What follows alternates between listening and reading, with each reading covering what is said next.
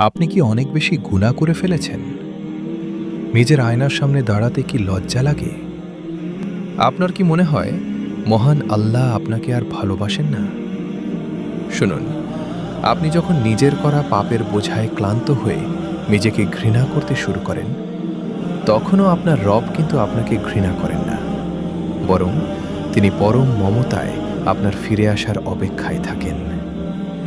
পবিত্র কুরআনে আল্লাহ তাআলা কত সুন্দর করে বলছেন, হে আমার বান্দারা, তোমরা যারা নিজেদের উপর জুলুম করেছ, আল্লাহর রহমত থেকে কখনো নিরাশ হয় না। আপনার পাপের পাহাড় যদি সমুদ্রের ফেনা সমানও হয়, মনে রাখবেন তার দয়া আর রহমত তার চেয়েও বিশাল।